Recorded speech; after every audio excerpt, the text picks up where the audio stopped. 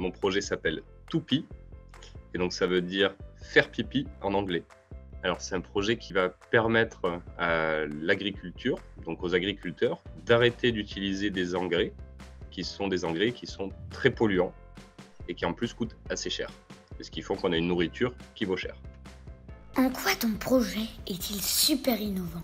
Ce projet est très innovant parce qu'il consiste à faire en sorte à la fois qu'on arrête de faire pipi dans de l'eau potable, c'est-à-dire quand on tire la chasse, en fait on utilise de l'eau qu'on pourrait boire pour évacuer le pipi, alors que ce pipi, il permettrait de se passer d'engrais, qui sont en fait des engrais qui sont très polluants, en utilisant le pipi justement à la place des engrais qu'on utilise actuellement.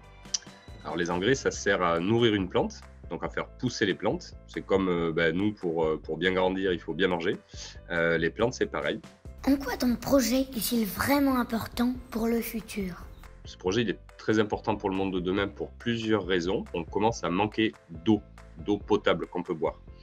Et il faut se rendre compte qu'aujourd'hui, 30% de la consommation d'eau des familles en Europe, ça sert à tirer la chasse d'eau. Quand on fait pipi ou caca, on tire une chasse d'eau, il y a beaucoup d'eau qui part. Et donc, en fait, au lieu d'avoir de l'eau à boire, eh bien, on la perd en la mélangeant avec notre pipi et notre caca. Ça, c'est le problème de base.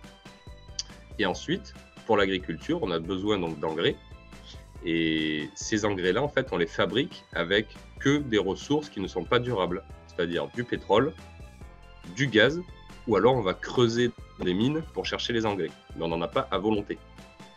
Et en fait, la seule solution pour avoir une agriculture qui arrive à produire beaucoup de nourriture sans polluer l'environnement, c'est de recycler les urines. Donc on arrête de faire pipi dans l'eau potable, on récupère le pipi et on va le mettre dans le champ. As-tu un conseil ou un message spécial pour les enfants qui t'écoutent? Il faut bien se rendre compte que les adultes ne savent pas tout, que tout est possible. Et donc, en fait, vous pouvez faire ce que vous voulez de votre vie. Et donc, si vous voyez un problème, quelque chose qui ne vous plaît pas, eh bien, vous êtes capable de le changer. Et si quelqu'un vous dit le contraire, il a tort. Voilà, donc, surtout, continuez de rêver.